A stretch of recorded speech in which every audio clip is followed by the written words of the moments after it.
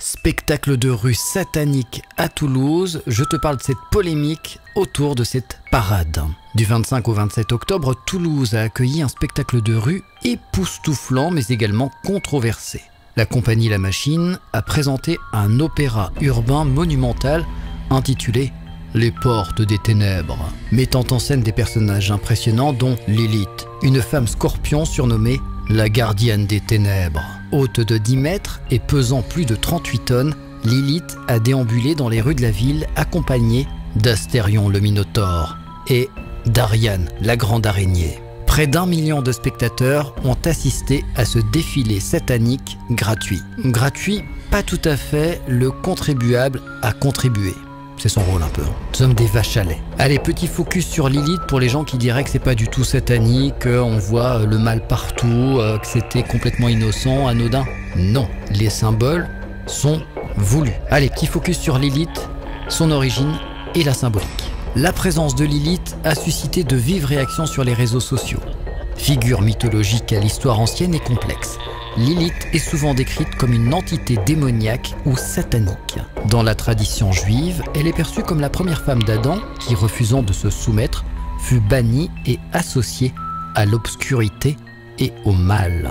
M-A-L. Cette image de gardienne des ténèbres, combinée à son apparence de femme scorpion géante, n'a pas manqué de choquer une partie du public. Certains y ont vu une provocation ou même un symbole satanique. L'archevêque de Toulouse, Monseigneur Guy de Kérimel, a dénoncé un spectacle ténébreux et une symbolique associée à Satan. Comme quoi, il y a encore des gens lucides. Je vous parle cette fois-ci d'Astérion le Minotaure et d'Ariane la Grande Araignée, des symboles de la mythologie. Aux côtés de Lilith, les autres créatures, Astérion le Minotaure et Ariane la Grande Araignée, enrichissent l'imaginaire du spectacle. Astérion renvoie à la mythologie grecque où le Minotaure, mi-homme, mi-taureau, est une créature piégé dans le labyrinthe par le roi Minos. Symbole de puissance brute et d'emprisonnement, sa présence amplifie l'aspect sombre et mythologique de l'opéra urbain. Ariane, quant à elle, représente l'habileté et la ruse à travers l'araignée géante,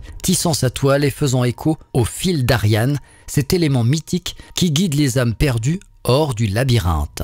Pour certains, pour la plupart je dirais, ce spectacle financé par des fonds publics ressemble plus à une parade satanique qu'à une œuvre poétique. Des personnalités comme François Asselineau, le président de l'UPR, ont critiqué le défilé, questionnant son financement par les impôts locaux. Impôts locaux et spectacles low cost, pas tout à fait. Ah, ça a coûté un pognon de dingue, hein. Les 3 jours de festivités coûtent 4,7 millions d'euros. D'autres personnalités, comme le vice-président du conseil départemental, Vincent Gibert, y ont vu un spectacle poétique et époustouflant soulignant la prouesse technique et artistique. Il n'a pas dû voir la même chose que tout le monde. Les réseaux sociaux se sont enflammés avec des messages moqueurs et des critiques acerbes ont fusé, opposant ceux qui défendent l'aspect artistique du spectacle à ceux qui y voient une glorification des ténèbres. Une chose est sûre, Lilith, Astérion et Ariane n'ont laissé personne indifférent dans cette parade monumentale qui a littéralement fait trembler Toulouse.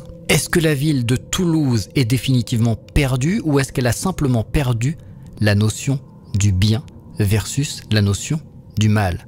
T'as compris, Toulouse? Toulouse? Je demande.